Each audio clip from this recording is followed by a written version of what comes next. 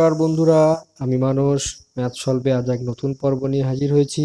আজকের পর্বে থাকছে ট্রেন, ডিস্টেন্স এবং স্পিড। যারা আমার ভিডিও দেখছেন তাদের কাছে আমার অনুরোধ, ভিডিওটি অবশ্যই শেষ পর্যন্ত দেখবেন।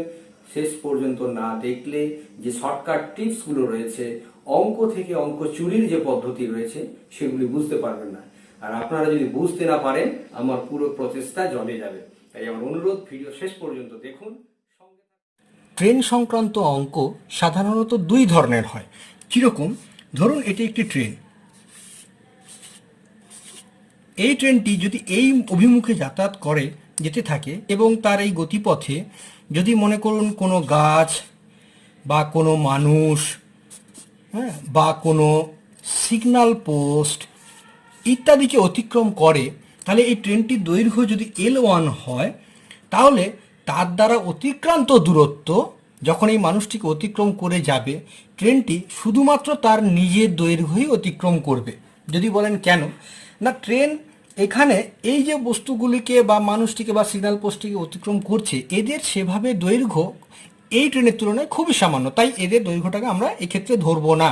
তাহলে এক্ষেত্রে distance is equal two only L1। এটা গেল এক ধরনের ব্যাপার। এবং দ্বিতীয় ব্যাপার হচ্ছে, মনে করুন একটি ট্রেন, তার অভিমুখ এই বরাবর, সেই গন্তব্যের দিকে যদি কোনো ব্রিজ বা কোনো ওভারব্রিজ বা ফ্লাইওভার বা অন্য কোনো ট্রেন ইত্যাদিকে অতিক্রম করে, তাহলে সেক্ষেত্রে এটা যদি L1 হয় এবং এটা যদি L2 হয়, এগুলো যদি L2 হয়, সেক্ষেত্রে অতিক্রান্ত দূরত্ব D is equal two L1 plus L2। তাহলে এখন প্রশ্ন হচ্ছে, কেন L1 প্লাস L2? এর ক্ষেত্রে শুধু L1 হলো ডিস্টেন্স, এর ক্ষেত্রে L1 L2 কেন হবে? তার কারণ হচ্ছে, একটা ট্রেন, এই ট্রেনটা মনে করুন এই বরাবর যাবে, তো এইখানটায় চলে এলো, শুধু ছুঁয়ে দিলেই তো আর অতিক্রম করা হলো না। এই ট্রেনটার মুখ যদি এই জায়গায় হয়, ছুঁয়ে দিলে তো আর অতিক্রম করা হলো না। বা এই ট্রেনটা যদি এই জায়গায় চলে আসে, এই জায়গায় চলে এলো, এর সমান চলে এলো, তাহলেও তো অতিক্রম করা হলো না। অতিক্রম করা মানে কিন্তু পুরোটাকে এগিয়ে যাও। অতিক্রম করার অর্থ হলো এই ট্রেনটি যখন সম্পূর্ণরূপে এই দূরত্ব পেরিয়ে যাবে, এই দূরত্ব যখন ট্রেনটি এই পজিশানে থাকবে, তখন আমরা বলবো যে হ্যাঁ, ট্রেনটি ব্রিজটাকে অতিক্রম করে গেল। তো আবার এই একই রকমভাবে যখন একটি ট্রেন আরেকটি ট্রেনকে অতিক্রম করবে, সমান সমান চললে কিন্তু অতিক্রম করা না, বা ছুঁয়ে দিলেই কিন্তু অতিক্রম করা নয়। যখন পুরোপুরি এখানে একটা ট্রেন যখন এই রকমভাবে পুরোপুরি অতিক্রম করে যায়, একেবারে পেরিয়ে যাওয়া, এই দাগের সঙ্গে এই দাগ যখন সমান হবে, তখন আমরা বলবো যে হ্যাঁ, অতিক্রম করা হলো। সেক্ষেত্রে এটা L1 এবং এটা L2, তার মানে দুটো ডিস্টেন্স অ্যাড হবে, তাই distance is equal two L1 plus L2। এটা গেল ফার্স্ট পার্ট। এরপরেও এর সাথে থাকছে আপেক্ষিক গতি সংক্রান্ত একটা ব্যাপার থাকছে, সেটা আমরা পার্ট 2তে আলোচনা করব। আমি একটা কথা বলে রাখবো, এমসিকিউ পরীক্ষা তথা ব্যাংকের বা পিএসসি বা রেলের সমস্ত রকম পরীক্ষায় ট্রেনের অঙ্ক থাকে, তাই বেসিক কনসেপ্টটা সবার প্রথম ক্লিয়ার হওয়া ভীষণ রকম প্রয়োজন। বেসিক কনসেপ্ট যদি ক্লিয়ার থাকে, তাহলে ট্রেন সংক্রান্ত যে কোনো ধরনের অঙ্ক করে ফেলা খুবই সহজ ব্যাপার হবে। একটি ট্রিকি জিনিস সবসময় থাকে, সেটা হচ্ছে কিলোমিটার পার আওয়ার থেকে মিটার পার সেকেন্ডে। ধরুন বলা রইল ট্রেনের দৈর্ঘ্যটি মিটারে, ট্রেন দ্বারা অতিক্রান্ত দূরত্বটি বলা রইল কিলোমিটারে, আবার অতিক্রম করতে সময় লেগেছে সেকেন্ডে। তো সেক্ষেত্রে সমস্যা অনেক হয়। সেক্ষেত্রে অনেক সময় হয় কি, ধরুন ট্রেনের দৈর্ঘ্য বলা রইল 10 কিমি পার আওয়ার, সে একটি গাছকে অতিক্রম করলো 5 সেকেন্ডে। তো সেক্ষেত্রে আমাদের সমস্যা হয়। এই অঙ্কে এই ধরনের জিনিসগুলো সব থেকে বেশি থাকে, আমাদের সেই দিকটা বিশেষ নজর রাখতে হয়। তাই অনেক সময় নয়, বেশিরভাগ অঙ্কেই আমাদের করতে হয় কি, এই কিলোমিটার পার আওয়ারকে মিটার পার সেকেন্ডে গিয়ে কনভার্ট করতে হয়। এখন আমরা সবসময় কি, তাহলে এই 1 কিলোমিটার সময় আমরা জানি 1000 মিটার, তাহলে কি সবসময় একে 1000 দিয়ে গুণ করব, আবার 60 মিনিট, তাকে আবার সেকেন্ড, 60 সেকেন্ড এইভাবে করতে থাকবো না। এর জন্য একটা সূত্র আমরা তৈরি করে নেব। কীরকম? পার আওয়ার থেকে কনভার্টেড টু মিটার পার সেকেন্ডে যাব, তখন আমরা যে ইউনিটটা দেওয়া থাকবে সেই ইউনিটকে 5/18 দিয়ে গুণ করব। আবার যখন metre per second converted to kilometre per hour, তখন আমরা 18/5 দিয়ে গুণ করব। এখন আপনারা বলবেন এটা কিভাবে হলো, কেন হলো? যেমন ধরুন 1 কিলোমিটার সমান কি না 1000 মিটার আমরা জানি। এবার 1 ঘন্টা সমান কত সেকেন্ড? 3600 সেকেন্ড আমরা এটা জানি। তাহলে এবার কাটাকাটি করে দেখে নিন।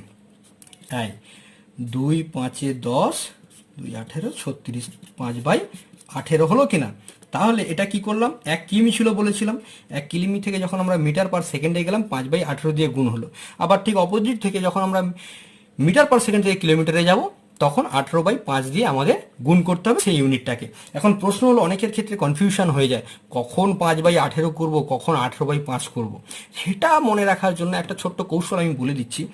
মিটার কিলোমিটারের থেকে ছোট আমরা জানি, কিলোমিটারের থেকে মিটার ছোট, তাই সেক্ষেত্রে সবসময় খেয়াল রাখবেন ওপরে ছোট হবে, যেটাতে কনভার্ট করব সেটা মানে ওপরে যেহেতু মিটার ছোট, তাই ওপরে এখানে ছোট সংখ্যা হবে। আবার যখন কনভার্টেড টু কিলোমিটার, মিটার থেকে কিলোমিটার বড়, তাহলে সেখানে ওপরে বড় থাকবে, ওখানে ওপরে 18 আছে। বোঝা গেল ব্যাপারটা? যখন ছোটতে কনভার্ট করছি, মিটারে কনভার্ট করছি, তখন ওপরে ছোট থাকবে, যখন বড়তে কনভার্ট করব কিলোমিটারে, তখন ওপরে বড় থাকবে। বাস এই গেল। এরপরও আরও কিছু বিষয় থেকে যায়, যেটাকে বলা হয় আপেক্ষিক গতি।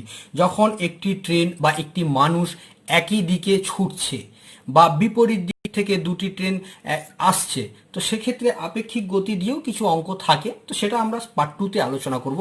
আপাতত যেটুকু আমরা বুঝলাম, শিখলাম, তার উপরে কি ধরনের অঙ্ক থাকতে পারে পরীক্ষাতে, তো সেগুলো নিয়ে আমরা একটু আলোচনা করে নেব। এখানে একটি অঙ্ক দেওয়া রয়েছে। দেখুন, একটি ট্রেন 280 মিটার লম্বা 63 কিমি পার ঘন্টা বেগে কত সময় একটি গাছকে অতিক্রম করবে, যেটা গ্রুপ ডি পরীক্ষায় এসেছিল কিন্তু 2012 সালে। তো এখানে দেখুন বিষয়টা কি করেছে, গাছকে অতিক্রম করেছে। গাছকে অতিক্রম করা মানে নিজের দৈর্ঘ্যই অতিক্রম করা। আমি একটু আগে আলোচনা করেছি, গাছ, মানুষ, সিগন্যাল পোস্ট ইত্যাদিকে যখন অতিক্রম করে তখন নিজের দৈর্ঘ্যটাই অতিক্রম করে। তো বিষয় যেটা সেটা হচ্ছে, এখানে দেখুন ইউনিটটা দেওয়া রয়েছে কিমি পার ঘন্টা, ট্রেনের দৈর্ঘ্য দেওয়া রয়েছে মিটারে। তাহলে সবার প্রথম আমাদের কি করতে হবে না, কিলোমিটার পার ঘন্টাটাকে মিটারে প্রকাশ করে নিতে হবে। এই 63 কিমি পার ঘন্টা যেটা রয়েছে, এটাকে আমাদের কনভার্টেড করতে হবে। কি বলেছিলাম, 63 কিমি থেকে আমরা মিটারে যাব, অর্থাৎ মিটারে গেলে ওপরে ছোট থাকবে, কারণ মিটার কিলোমিটার থেকে ছোট। তাহলে 5/18 দিয়ে আমাদের গুণ হয়ে যাবে। এবার এই 63কে 5/18 দিয়ে গুণ করলে মিটার পার সেকেন্ড কনভার্ট হয়ে গেল। ঠিক আছে, তো এটা ক্যালকুলেশন আমরা করে নিতে পারি, তবে আপাতত রেখে দিলাম, পরে আমাদের কাজে লাগবে। এটা হয়ে গেল। এরপরে যেটা বলেছে 280 মিটার লম্বা, তাহলে 280 মিটার যেহেতু লম্বা, তাহলে কি হবে না, এই এত মিটার যায় 1 সেকেন্ডে, 280 মিটার যাবে কত সেকেন্ডে? তো আমরা এটা ঐকিক নিয়মে করে নিতেই পারি, সরাসরি এখানে করে দিলাম। যখন 18 ওপরে হয়ে যাবে আর নিচে হবে কত, 5 × 63। তো এটা কাটাকাটি করলে আমাদের দাঁড়াবে এই 16 সেকেন্ড মতো। আপনারা কাটাকাটিটা একটু দেখে নেবেন, 16 সেকেন্ড মতো দাঁড়াবে। তো এই হচ্ছে আমাদের অঙ্ক। কিন্তু পরীক্ষার খাতায় কি আমরা এটা করব? এতেও কিন্তু অনেকটা সময় যাবে। তাহলে পরীক্ষার খাতার ক্ষেত্রে আমরা কি করব, পরীক্ষার খাতার জন্য আমরা একটা ছোট্ট সূত্র ফেলে দেবো। কি করব, আমরা এই সূত্রটা মনে রাখবো, speed equal to distance by time. এই সূত্রটা আমাদের মনে রাখতে হবে। এই সূত্রটা মনে রাখতে পারলে এই ধরনের সমস্ত রকম অঙ্কই করা যাবে। তাহলে আমাদের এখানে স্পিড কত বলে দিয়েছে না, 63 × 5/18 মিটার পার সেকেন্ড, এত কিমি গতিবেগে সে যায়, 1 সেকেন্ডে এতটা যায়, এটা হচ্ছে স্পিড। তাহলে আমাদের কি জানতে চাইছে না, গাছকে অতিক্রম করতে কত সময় লাগবে। তাহলে আমাদের টাইম জানতে চেয়েছে, তাহলে টাইমটাকে এখানে করে দিন। টাইম ইকুয়াল টু কি হচ্ছে তাহলে, ডিস্টেন্স বাই স্পিড। ডিস্টেন্স কত যাবে, গাছকে অতিক্রম করা মানে 280, এটাই ডিস্টেন্স হবে। তাহলে চলে আসুন, এটা আমি দেখাচ্ছি বলে, কিন্তু যখন আপনারা এই জিনিসটা মাথার মধ্যে নিয়ে নিতে পারবেন, তখন এই এত লেখালেখি করতে হবে না। ডাইরেক্ট আপনি কি করবেন, 280 বাই এই জিনিসটা আপনি গুণ করে দেবেন। তাহলে এই ওপরে 18 চলে এলো, নিচে 63 × 5, 5 দিয়ে কেটে দিন, 5 × 5 = 25, 26 × 7 = 28, 56, 18 দিয়ে কেটে যাবে এখানে, না 18 দিয়ে কাটবে না, 9 দিয়ে কাটবে, 9 × 7 = 63, 9 × 2 = 18, আর 7 × 8 = 56, 8 × 2 = 16, সেকেন্ড হয়ে গেল উত্তর। আপনি শুধু এই জিনিসটা যখন মাথার মধ্যে নিয়ে আসবেন, আপনি ডাইরেক্ট তখন এই লাইনটা করে নেবেন, করে নিতেই পারবেন। বেশ, এবার আসবো আমরা পরের অঙ্কে, দেখা যাক। আরেকটি অঙ্ক আমরা দেখে নেব, যেটা রয়েছে 360 মিটার লম্বা একটি ট্রেন ঘন্টায় 45 কিমি পার আওয়ার বেগে গেলে কত সময় 140 মিটার লম্বা একটি ব্রিজকে অতিক্রম করবে। আগেরটা আমরা দেখেছিলাম একটি গাছকে অতিক্রম করে, এক্ষেত্রে বলা রয়েছে ব্রিজ। তো অঙ্কটা বোঝানোর জন্য আপনি একটু করি। 360 মিটার, এটা 360 মিটার লম্বা ট্রেন, এ অতিক্রম করবে কিন্তু ব্রিজকে। ব্রিজের দৈর্ঘ্য কত বলা রয়েছে? 140 মিটার। তো 100 আমরা কি বলেছিলাম, যখন কোনো ব্রিজকে বা কোনো টানেল বা অন্য কোনো ট্রেনকে অতিক্রম করবে তখন কি হবে, দুজনের দৈর্ঘ্য যোগ করতে হবে। কেন যোগ করতে হবে না, এক্ষেত্রে এটা এই 360 মানে শুধু এইখানে 360 এসে গেলে হবে না, এই মুখটা এখানে চলে এলে হবে না, এই পোর্শনটা যখন এই জায়গায় আসবে তখনই তো আমরা বলবো অতিক্রম করা হয়েছে, তাই এটাকে যোগ করতে হবে। তো সেই হিসাব অনুযায়ী আমরা কি করব, তাহলে এখন যোগ করে নেব। 360 যুক্ত 140 সমান কত হবে? 360 যুক্ত 140 ইকুয়াল টু 500 মিটার। তাহলে আমাদের পথ অতিক্রম করতে হবে। ডিস্টেন্স এটা কি দাঁড়ালো না, এটা ইকুয়াল টু ডিস্টেন্স। তাহলে এই অতিক্রম তো পথ কত হবে না, 500 মিটার। তাহলে ব্যাপার কি না, 45 কিমি পার আওয়ার আছে, তাহলে এটাকে সবার আগে আমাদের কনভার্ট করে নিতে হবে। 45 কিমি থেকে মিটারে চলে, 45 কিমি প্রতি ঘন্টা থেকে মিটার প্রতি সেকেন্ডে গেলে কি করতে হয়, 5/18 দিয়ে গুণ করে দিন। 18 দিয়ে গুণ করলে এখানে হবে 3 6 18, 3 15 45, 3 2 6 আর 3 5 15, অর্থাৎ 25/2 ভগ্নাংশ আকারে গেল। ভগ্নাংশ দেখলে কিন্তু ঘাবড়ে গেলে চলবে না, এই ভগ্নাংশটা থাক, এইভাবেই থাক, এত মিটার পার সেকেন্ড থাক। এইবার আমাদের তাহলে এই এত 25/2 এত মিটার যায় 1 সেকেন্ডে, তাহলে 500 মিটার যাবে কত সেকেন্ডে।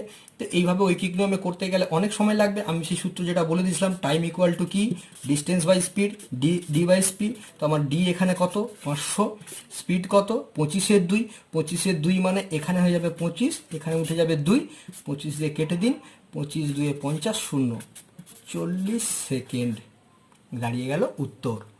বোঝা গেল? তো আসুন আরও এই ধরনের কয়েকটা অঙ্ক দেখে নিই, তাহলে বিষয়টা আরও ক্লিয়ার হবে। এই অঙ্কটা একটু অন্য ধরনের অঙ্ক, তবে এই অঙ্কটিও গ্রুপ ডি পরীক্ষায় এসেছে 2012 সালেই। তো আমি এই অঙ্কটা এই কারণে নিলাম যাতে ট্রেন রিলেটেড অঙ্কের এই কনসেপ্টের সঙ্গে এই ধরনের অঙ্কগুলোরও একটু ভিন্ন ধরনের আইডিয়াও আপনাদের থাকে। একটি ট্রেন 100 কিমি প্রতি ঘন্টায় দৌড়তে পারে যদি প্রতি 75 কিমি অন্তর 3 মিনিট বিশ্রাম নেয়, তাহলে 600 কিমি যেতে তার কত সময় লাগবে। এখানে দেখুন ইউনিটগুলো কিন্তু সেম রেখেছে, এটাও কিমি এটাও কিমি। আমাদের তার মানে এই মুহূর্তে বিশেষ কিছু, এখানেও কিমি, তো বিশেষ কিছু কনভার্ট করতে হবে না। কিন্তু ট্রিক যেটা, সেটা হচ্ছে 75 মিনিট অন্তর 3 মিনিটের জন্য সে বিশ্রাম নেয়, মানে 3 মিনিটের জন্য থেমে যায়। তাহলে একটা সিম্পল জিনিস আমরা দেখতে পাচ্ছি যে এই 600 কিমি তার গন্তব্য, তাহলে 600 কিমি যেতে তাকে আগে কতবার বিশ্রাম নিতে হবে সেটা আগে ভেবে নিই, ধরে আগে বের করে নিতে হবে। 600/75, যেহেতু 75 কিমি অন্তর সে বিশ্রাম নেয়, তো 75 দিয়ে এটা ক্যালকুলেশন করলে বেরিয়ে যাবে 8, তাহলে 8 বার হলো। কিন্তু শেষ বারটায় সে তো তার গন্তব্যে পৌঁছে যাবে, অর্থাৎ 600 কিমি তার যে গন্তব্য সেই গন্তব্যে পৌঁছে যাবে, তাহলে শেষবারের বিশ্রামটা তো আমরা ধরবো না, তাই 8 বার বিযুক্ত 1 বার ইকুয়াল টু 7 বার সে তার মানে রাস্তায় বিশ্রাম নেবে বা থামবে। তাহলে 7 বারে 3 মিনিটের জন্য থামবে, তাহলে 7 3 21 মিনিট তার বিশ্রামের জন্য লেগে যাবে বা থামবে, 21 মিনিট বিশ্রাম লাগবে। এইবার আসি তার গতিবেগ কত না 100 কিমি পার ঘন্টা, তাহলে 600 কিমি যেতে তার কত সময় লাগবে। 600 কিমি যেতে তার 100 কিমি যেতে যদি 1 ঘন্টা লাগে, 600 কিমি যেতে 6 ঘন্টা লাগবে, তাহলে 6 ঘন্টা প্লাস 21 মিনিট, 6 ঘন্টা 21 মিনিট হচ্ছে এটা অ্যান্সার। 6.21 ঘন্টা, এটাই হলো অ্যান্সার। একটা সিম্পল অঙ্ক কিন্তু একটু অন্য ধরনের, এই জন্যই আমি অঙ্কটা চুজ করলাম। যাক, সেটা ব্যাপার না, অঙ্কের বিষয়গুলো আপনাদের মাথায় নেওয়ার জন্য বললাম যে এই ধরনের অঙ্ক কিন্তু কখনো স্পিড দেওয়া থাকবে, গন্তব্য জানতে চাইতে পারে, কখনো হয়তো গন্তব্য দেওয়া রইলো, স্পিড দেওয়া রইলো, ট্রেনের দৈর্ঘ্য জানতে পারে। শুধু কনসেপ্টটা ক্লিয়ার রাখুন। আর ওই যে সূত্রটা বললাম, speed is equal to d by t, অর্থাৎ ডিস্টেন্স বাই টাইম, এই সূত্রটা সবসময় মাথায় রাখবেন, তাহলে কিন্তু অঙ্ক করতে আপনার খুব সুবিধা হবে। কারণ মনে রাখবেন এমসিকিউ পরীক্ষা এত সময় থাকে না। বেশ, ঠিক আছে, চোখ রাখুন পরবর্তী পার্ট টুতে আমরা আপেক্ষিক গতিগুলো নিয়ে আলোচনা করব। একই অভিমুখে যাওয়া দুটি ট্রেন, একই অভিমুখে যাওয়া একটি ট্রেন, একটি মানুষ, বিপরীত দিক থেকে আসা দুটি ট্রেন, তো এই ধরনের অঙ্কগুলো আমরা আলোচনা করব দ্বিতীয় পর্বে। ভালো